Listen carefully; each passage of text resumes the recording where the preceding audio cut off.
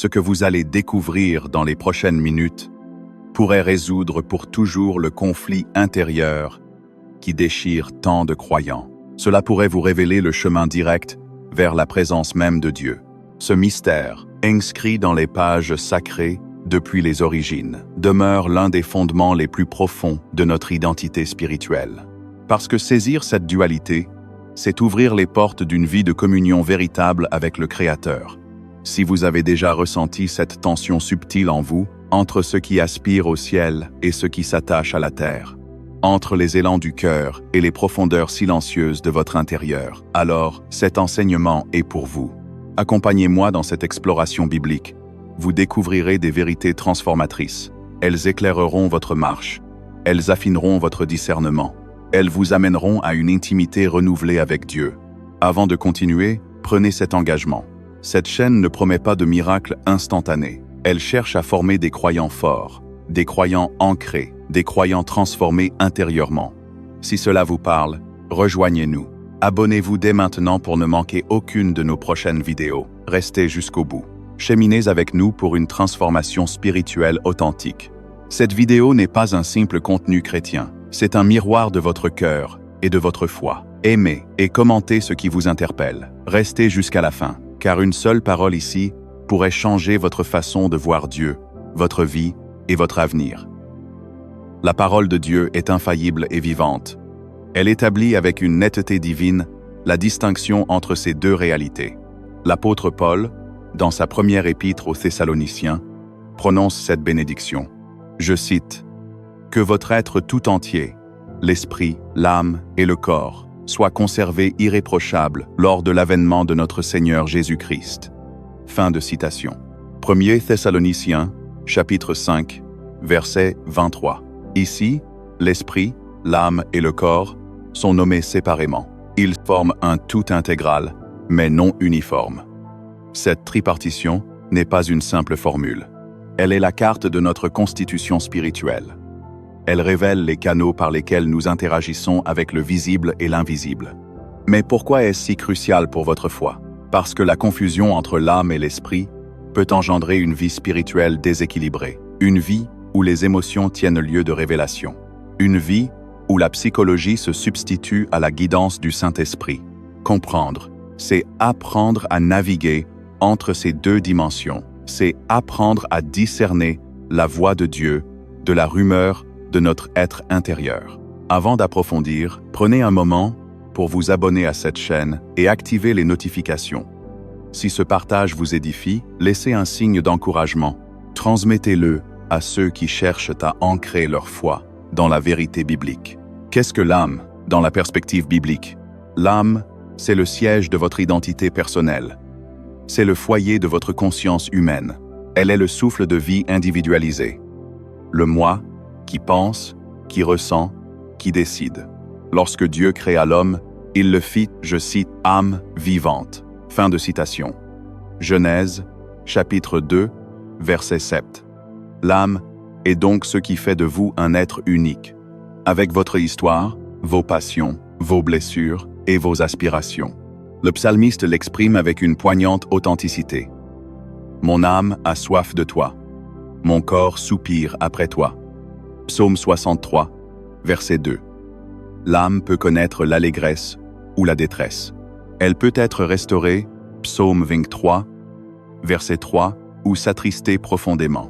Mais l'âme, bien que magnifique, est limitée à l'horizon terrestre. Elle est le lieu des affections humaines, des raisonnements, des mémoires.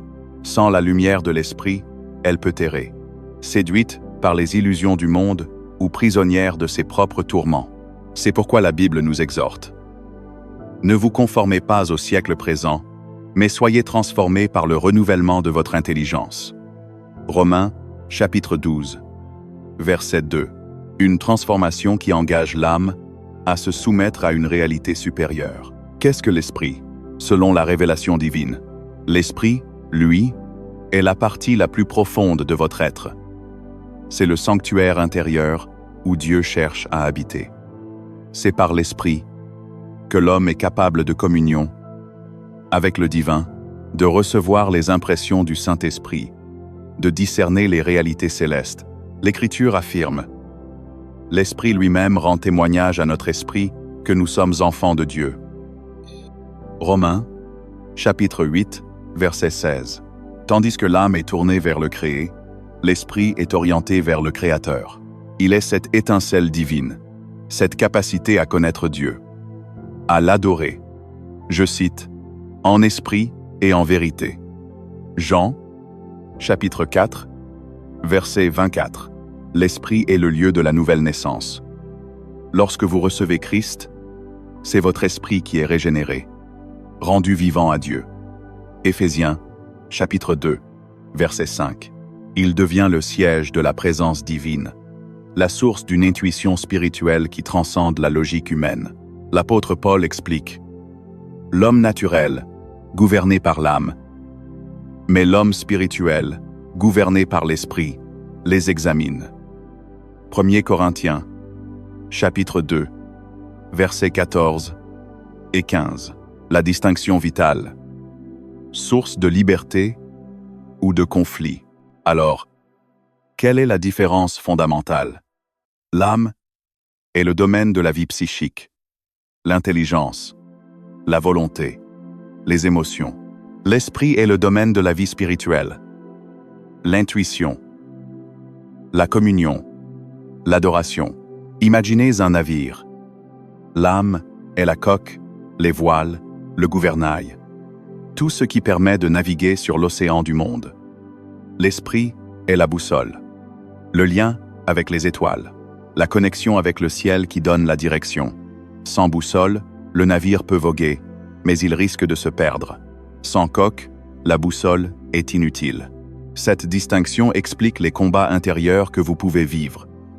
Lorsque l'âme, influencée par les circonstances, les peurs ou les désirs, cherche à dominer, elle étouffe la voix de l'esprit. Mais lorsque l'esprit, animé par le Saint-Esprit, dirige l'âme, celle-ci trouve son véritable équilibre et sa paix. Le conflit dont parle Paul en Romains chapitre 7 trouve sa résolution en Romains chapitre 8. La loi de l'esprit de vie en Jésus-Christ m'a affranchi de la loi du péché et de la mort. La victoire vient lorsque l'esprit régénéré prend la direction, soumettant les pensées et les émotions de l'âme à la vérité de Dieu. Comment cultiver l'harmonie entre l'âme et l'esprit? Pour nourrir votre âme, imprégnez-la de la parole. La méditation quotidienne des Écritures lave les pensées. Elle apaise les émotions. Elle renouvelle la volonté. Ta parole est une lampe à mes pieds et une lumière sur mon sentier. Psaume 119, verset 105. La louange et l'action de grâce recentrent également votre âme sur la bonté de Dieu, la libérant de l'anxiété. Consacrez du temps à des activités qui élèvent votre âme. La lecture édifiante, la contemplation de la création, la communion fraternelle. Pour fortifier votre esprit, la prière silencieuse et l'écoute sont essentielles. Apprenez à vous tenir dans la présence de Dieu sans toujours formuler des requêtes. Garde le silence devant l'Éternel et espère en lui. Psaume 37, verset 7. C'est dans ces moments de quiétude que l'esprit s'affine, qu'il perçoit les murmures divins, qu'il se nourrit de la présence divine. L'obéissance au prompting de l'esprit, même lorsqu'ils vont à l'encontre des raisonnements de l'âme, est un exercice puissant, un exercice qui muscle votre être spirituel. Souvenez-vous, ce chemin est progressif. Certains jours, votre âme sera tumultueuse. Elle semblera couvrir la voie de l'esprit.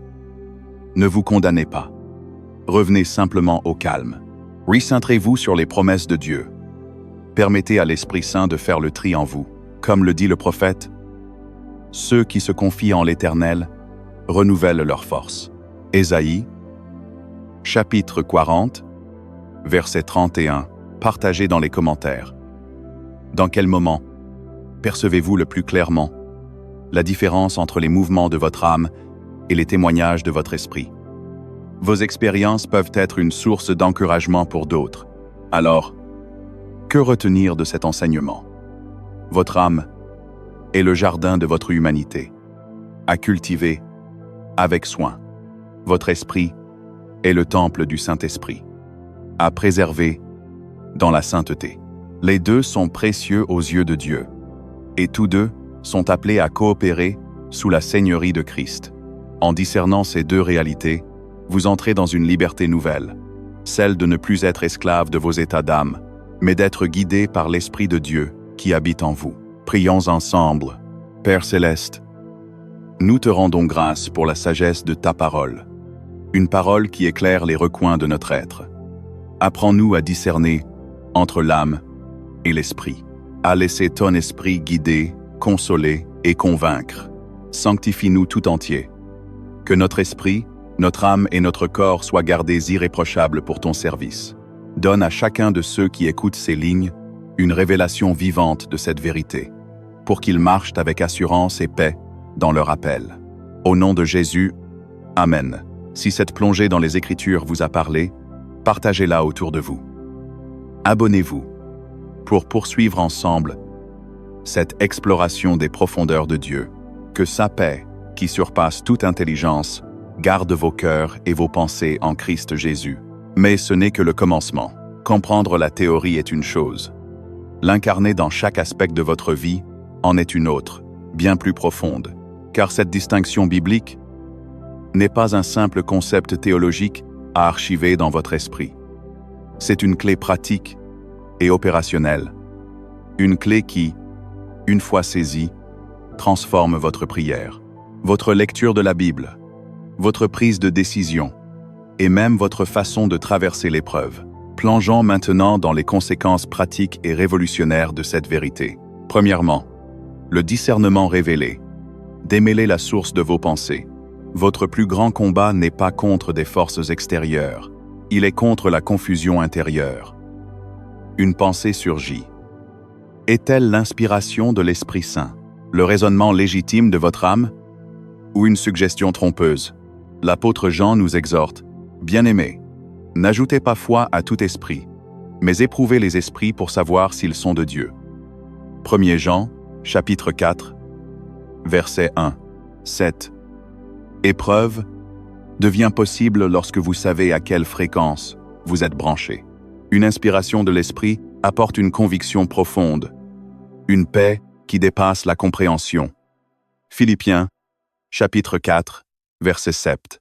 Elle est toujours en alignement parfait avec le caractère et la parole de Dieu. Elle peut vous pousser à agir avec un amour surnaturel ou à dire une parole à propos. Une motion de l'âme, quant à elle, est souvent teintée d'émotions immédiates, la peur, le désir impatient, la fierté. Elle peut être marquée par la logique humaine limitée ou par la mémoire passée. Elle peut être bonne, mais pas nécessairement divine. Apprendre à faire cette pause.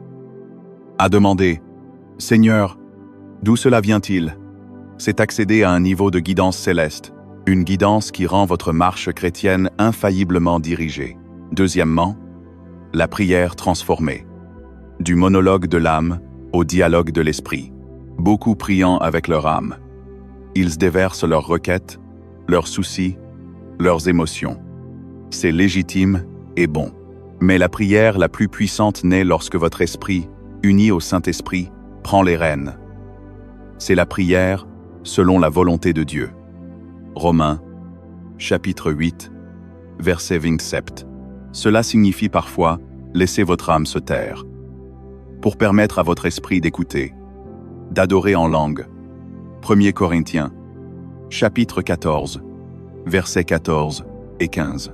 Ou de simplement se tenir dans une adoration silencieuse. Dans ces moments, votre esprit communie directement avec Dieu. Et c'est souvent là que les réponses les plus claires et les guérisons les plus profondes opèrent. Votre temps de prière devient moins une liste de courses et plus une rencontre transformatrice. Troisièmement, la victoire sur le péché et les liens. Coupez la racine, pas la branche. Vous luttez contre une habitude, contre une pensée récurrente, contre un sentiment d'accusation. La plupart des approches ne traitent que l'âme, la volonté, les émotions. Mais si la racine du problème est un mensonge ancré dans votre âme, un mensonge qui n'a jamais été confronté par la vérité de votre esprit régénéré, alors vous combattrez éternellement le symptôme. Par exemple, une âme blessée peut croire « Je ne suis pas digne d'amour ». Votre esprit, illuminé par l'esprit, sait et crie « Je suis un enfant bien-aimé de Dieu ». Romains, chapitre 8, verset 6. La vraie délivrance vient lorsque vous permettez à la vérité de votre esprit, nourri par la parole, de pénétrer et de renouveler les schémas profonds de votre âme. L'épée de l'esprit, la parole, sépare justement l'âme de l'esprit pour que la lumière divine assainisse les recoins obscurs. Hébreux, chapitre 4, verset 12. Quatrièmement, le repos de Dieu au milieu du chaos. Quand l'âme est en tempête, l'esprit peut demeurer en paix. Regardez l'exemple ultime. Jésus dans la barque. Marc, chapitre 4, versets 35 à 41. La tempête fait rage. Ce sont les circonstances. Les disciples sont paniqués. C'est l'âme collective en détresse. Mais Jésus, dans son esprit, est en parfaite communion avec la paix du Père. Il dort. Puis, depuis cette paix intérieure inébranlable, il parle à la tempête. Voici votre modèle.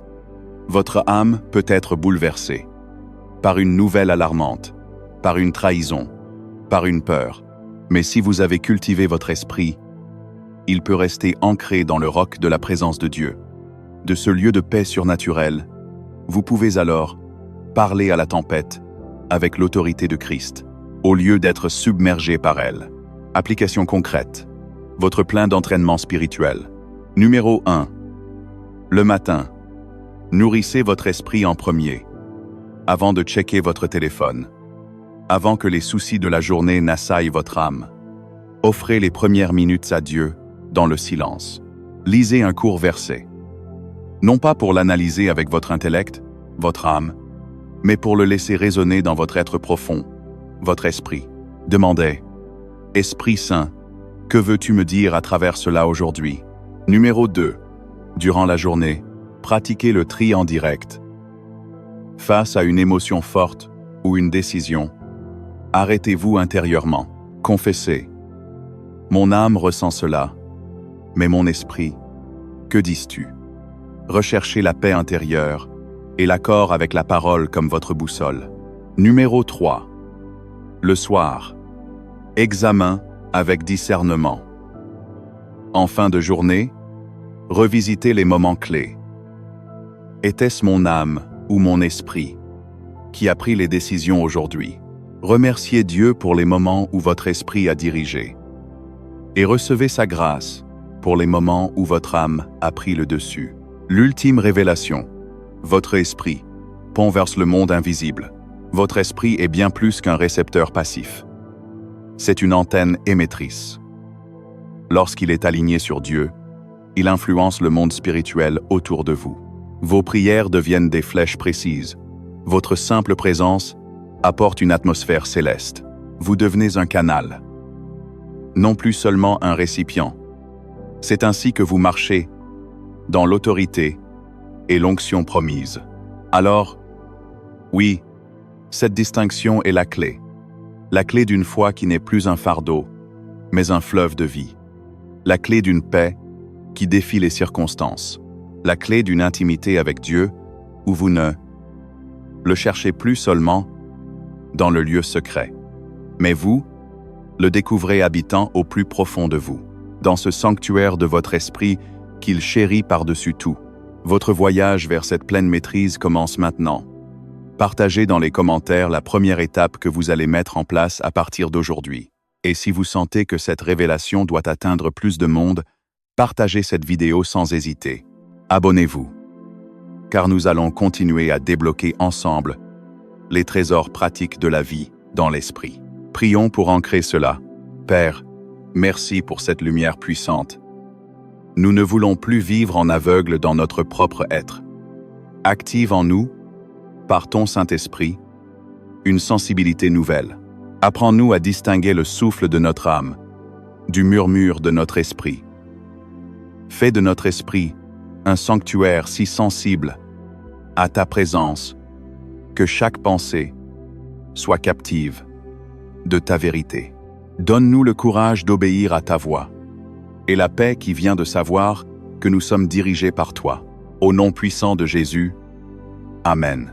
Que Dieu vous bénisse abondamment, alors que vous entreprenez cette exploration la plus passionnante, celle des profondeurs de votre être recréé à son image.